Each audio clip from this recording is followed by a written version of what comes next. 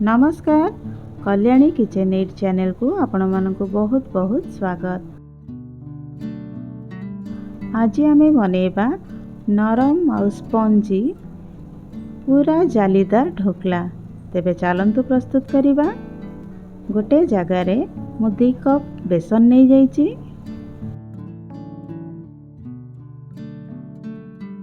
आधा कप दही रे आधा कप पानी मिसई ग्राइंडिंग कर नहीं जाइछि। ताकू धीरे धीरे पकई गोलेबा।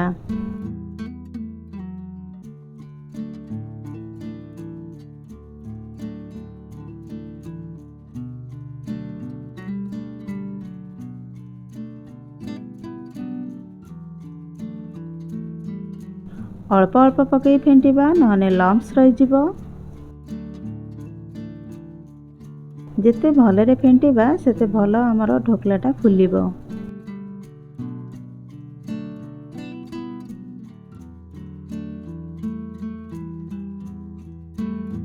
टी भल कलर आसिया को अल्प टिके हल्दी नहीं जाइछि।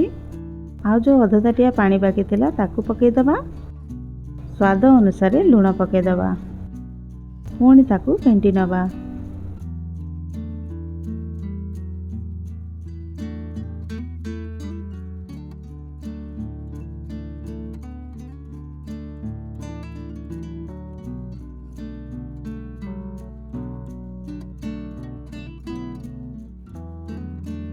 मु 5 रु 10 मिनिट फेंटी नहीं।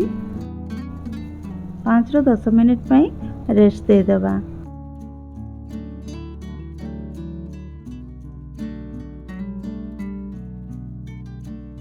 दस मिनिट हो गला परे गोटे केक टिन बा स्टील रो जगह नबा। ताकू तेल ग्रीस कर नबा।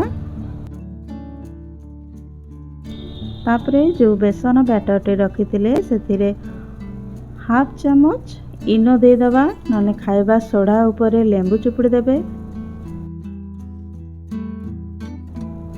भलरे ताकू गोळेई नबा गोटे डायरेक्शन रे। तापरे केक टिन रे अजाड़ी दबा। टिके टिके टैप करि नबा।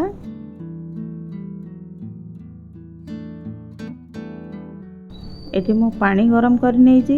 ता ऊपर केक टिन टा थोई दबा। ताकू घोड़ेई 15 रु 20 मिनिट छाड़ी दबा।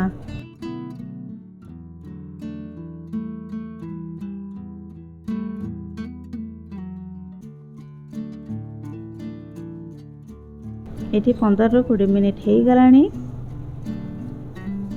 एबे चेक कर नबा। आउ 15 मिनिट घोड़ेई की छाड़ी दबा। से भलरे ठंडा हो गले आपे आपे जेमती केक टिन रो बाहरी जिवो। ढोकला ऊपर दबा पई तड़का प्रस्तुत कर नबा। सेति पई अल्प तेल, भुसुंगा पत्र, कंचा लंका,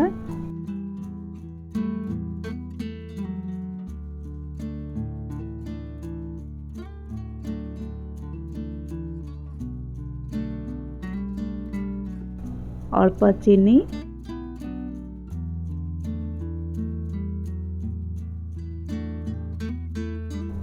लेंबू,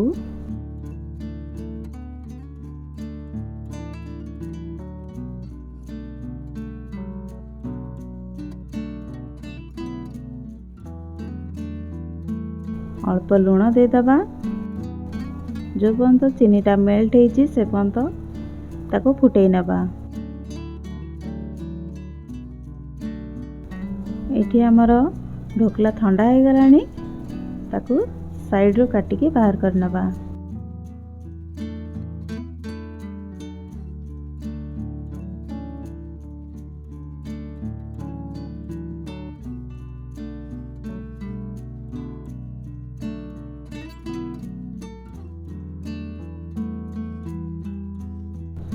पूरा नरम होइछि। एबे काटी नबा।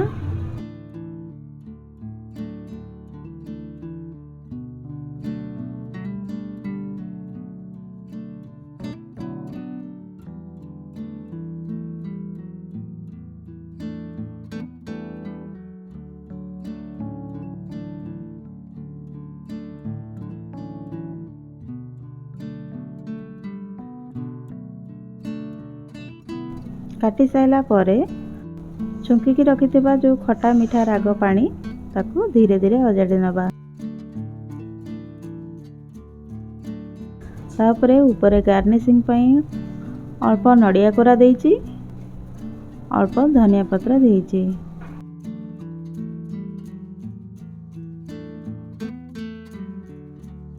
जदि मो वीडियो गुड़िक आपंक पसंद आसुची तेबे सब्सक्राइब करने को जमारू भी भूलिबेनी। आज रहुची, पुणी आसीबे आउ गोटे नुआ वीडियो नहीं।